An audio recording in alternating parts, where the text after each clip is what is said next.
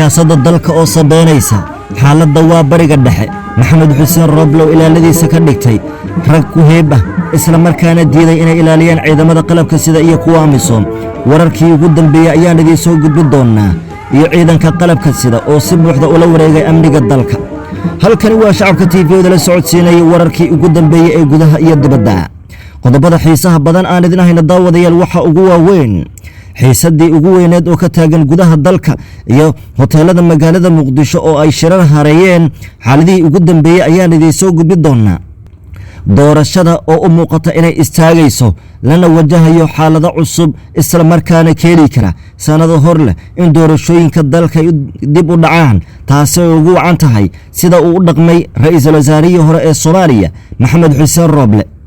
koonfur galbeedna waxay qaadatay mabda ka yaabiyay kooxdii Roble uu adeegayay xaaladii ugu dambeeyay ayaan idin haynaa shirka jaraa'id ee gudoomiyaha golaha shacabka Maxamed Mursal Sheekh Abdiraxmaan oo daboolka ka qaaday arrimo muhiim ah isla markaana loo baahan yahay dadka Soomaaliyeed in ay wax fahmaan raggii magaca beelaha ku adeeganaya ee degan hotel Jaxiima oo bariiska ciid loogaga shubay ayaan sidoo kale idin haynaa qodobadaas iyo kuwa kale ayaan ku jeexi doonaa barnaamijkeenan gaarka oo aad u xiiso badan meel kastoo aad dunida ka joogtaan kulanti haboon ayaan idin leenahay halkan waa shacabka TV-da la socodsiinaya wararkii ugu dambeeyay ee gudaha iyo dibadda inta aan barnaamijkeenan gaarka ku guda jirno daawadayaal inuu ugu soo gudbiyo fikirkiina waxa idin kula muuqato xaaladda dalka iyo waxa la gudboon ummadda Soomaaliyeed kuwooda aqligooda saliimka yahay isla markaana dawladnimada jecel waana sidaas qaarkiin haddaad nagu cusubteen channelka subscribe aadin ahado muuqaalka like saara si faafiyo wararka oo gaarsiiya saaxiibada kale ee Soomaaliyeed imankaynu gudagalno wararkaasi oo faahfaahsan bishaaro dhammaan ummadda Soomaaliyeed waxaa loogu bishaareynaya in macadka barashada quraanka kariimka iyo xafdintiisa ee Nuurul Furqaan idin soo kordhiyay qaab casri ah oo online ah laguna baranayo xafdinta quraanka kariimka qolkii eebe haddaba haddii aad doonayso inaad ka mid noqoto ardayda macadka waxaad kala xiriiri kartaa nambarka shaashada wax la barto oo lagu amal falo waxa ugu wanaagsan quraanka kariimka qolkii eebe mahadsanidin waxaa si laba kacleynaya xaaladda dalka shirar ayaa hareeyay hoteelada magaalada Muqdisho siyaasadda meel sare ayay gaartay arrimahan oo isbiirsada ayaa laga cabsi qabaa in mar kale doorashooyinka dalka ay dib u dhici karaan balse waxa arinta cajiibka leh ay tahay koonfur galbeed oo kaliya ayaa ku filan la leeyahay Maxamed Xuseen Roble oo uu ku guul daraystay in uu qanciyo tabashada ay qabaan maadaama xildhibaanadii koonfur galbeed badankood ay dib ugu laabteen magaalada Baydhabo ee xarunta gobolka Baay marka laga reebay 3 xildhibaan oo caad qaatayalla isla markaana doonaya in ay markaa dhaawacaan masiirka ummadda Soomaaliyeed iyo masiirka bulshada ay matalaan haddaba gudoomiyaha golaha shacabka mudane Maxamed Mursal Sheekh Abdiraxmaan ayaa runta u sheegay Roble isaga oo markaa u soo bandhigay cadeemo waaweyn go'aanka Maxamed Mursal Sheekh Abdiraxmaan gudoomiyaha golaha shacabka waxa uu sidoo kale bariiskii ciidda kaga shubay ragga siyaasiyiinta ee inta badan ku shaqeysta magaca ay ceebeeyeen ee qabaa'ilada hawiyaha ah baarlamaanka 14 hadii koonfur galbeed ay ka maqan tahay baarlamaan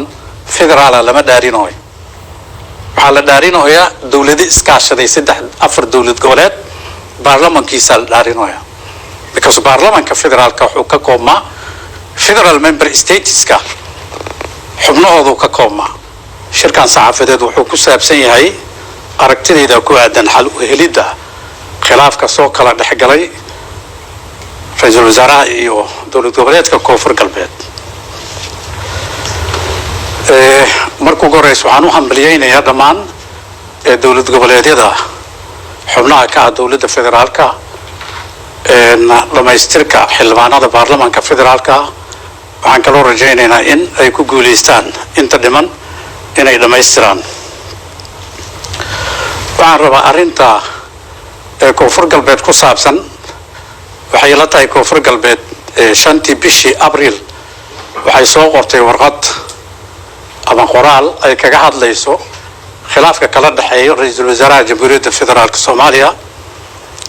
waxaan rabaa marka hore dib in loo xasuusto dawlad goboleedka koonfur galbeed doorkii ay ku lahayd khilaafyada dhici jiray muddadii doorashada dadban ay socotay runtii dawlad goboleedka koonfur galbeed waxay ahayd mar walba waxay u taagneed sidii wixii caqabada ay yimaada xal loogu heli lahaa khaasatan madaxweyne cabdicasiis wuxuu ahaa hormuud ka ahaa mar walba xal u helidda khilaafaadkaas in mar walba hore loo dhaqaajiyo doorashada si ay u hergisho maanta haddii ay timid in laga hadlo doorashada dadban dowlad goboleedyadii dhammaan si isku mid ah ayay u qabteen yani habraac isku mid ah ayay ku qabteen haddii ay saxan yihiin way wada saxan yihiin haddii ay qaldan yihiin way wada qaldan yihiin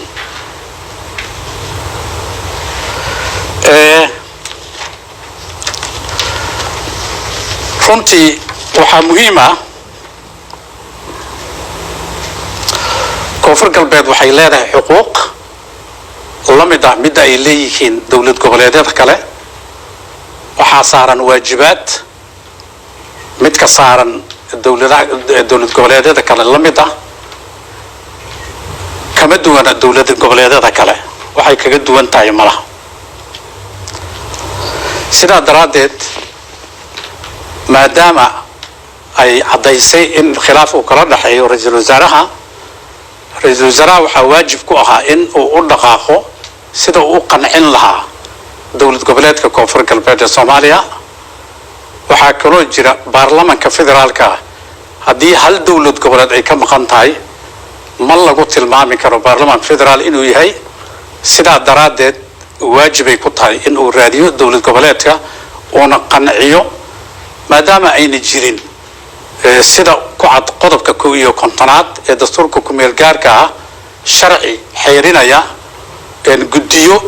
ama habraacyo haddii khilaaf uu dhaco khilaafkaas oo u dhaxeeya dowlad goboleedyada iyo dowladda federaalka ama dowlad goboleedyada dhexdooda aanan weli baarlamanka uusan samayn asagay waajib ku tahay inuu u dhaqaaqo oo xal uu raadiyo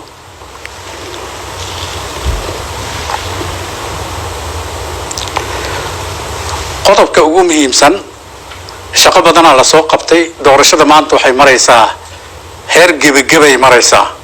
shacabka soomaaliyeed way ku daaleen dib u dhac badan oo doorashadan ku yimid waxaan u malaynayaa dib u dhac kale uma dulqaadanayaan waa la socotaan xilliga hadda lagu jiro waa xilli abaari ay jirto xilli meel walboo caalamka ka mid ah asma ay ka taagan tahay doorashadan inay dhammaato lasoo gebagabeeyo muddadii loo qabtay baarlamankan in la dhaariyo 14-kana ay noqoto muddada qof walba wixii qaldana lagu sixi karo wixii saxan hore loo dhaqaajin karo waxaan aaminsanahay in dowlad goboleedyada ama madasha mas-uuliyad iska saaraan arrintan ku wajahan arrintan khilaafka dhalisay oo ah dowlad goboleedka koonfur galbeed iyo ra-iisul wasaaraha oo ah doorashada ku saabsan arrinkaas inay tabashada south west ay qabto ay u istaagaan ayna xalliyaan sidii markii horeba south west ay samayn jirtay oo ay u xallin jirtay wixii khilaafaad oo dhaca dhammaan ummadda soomaaliyeed waxaan u rajaynaynaa guul waxaan rajaynaynaa dhammaan dowlad goboleedyada inay u arkaan south west cabdicasiis lafta gareen oo hore saaxiibkooda u ahaa in maanta ay u arkaan in ninkii hore uu yahay sida uu u shaqayn jirayna aan ku celceliyo ay ula shaqeeyaan aad iyo aad u mahadsantiin horta guddigiisaa la socotaan asaga laftiisa khilaafa hareeyey waxaan idin sheegayaa marka ugu horeysa doorasho marka laga hadlaya doorasho guddi waxaa xiga waa madax banaani guddigan wuxuu la mid yahay guddiga madax banaan ee doorashooyinka qaranka ee dastuuriga ah oo xilli gaar ah loogu talagalay doorasho dadban inuu qabto waxaa qaldan institutionada mid ka mid ah ha noqdo xafiiska ra-iisul wasaaraha institution kale ha noqdee inuu farageliyo ayaa qaldan guddiga waa guddi madax banaan laakiin awalba waxaa wax lagu dhisay wada ogolaa wax lagu dhisay ama consensusa wax lagu dhisay doorashada hadda la qabtay ma aha doorasho toosan waa doorasho dadban oo waxeedii oo dhan heshiis ay ku salaysan yihiin maadaama guddiyada laftooda marka la magacaabayo qof keliya uusan magacaabin oo ay ahayd wada ogol lagu magacaabay qaar isteediyada ay ka yimaadeen qaar federaalka ay ka yimaadeen qof keliya inuu go'aan ka gaaro oo xilal ka qaado waxay la tahay taasi waxay ka hor imaanaysaa madax banaanida guddiga marka meeshaan wax saxan ma jiraan keliya waxay u baahan tahay in la wada fariisto inta artay wax yar waaye la wada dhamaystiro laakiin haddaan dib ugu noqonno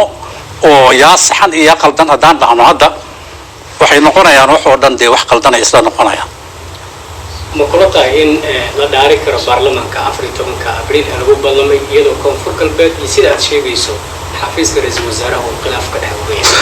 baarlamaanka 14 haddii koonfur galbeed ay ka maqan tahay baarlamaan federaal lama dhaarinayo waxaa la dhaarinayaa dawlado iskaashaday 4 dawlad goboleed baarlamaankiisa la dhaarinayaa because baarlamaanka federaalka wuxuu ka koobmaa federal member stateska xubnahoodu ka koobmaa marka baarlamaanka federaalka waa in la dhaariyaa 14 jadwalkii ay u qabteen guddiga taas macnaheedu waxaa waaye wixii khilaafaad jira awalba waxaa lagu xallin jiray inay wada fariistaan ay xallin jireen khilaafaad in la xalliyo 14 doorashada ay qabsoonto macnaheed haddii 14 la gaaro oo south west ay ka maqan tahay taas macnaheedu waxaa waaye baarlamaan federaal meesha ma yaal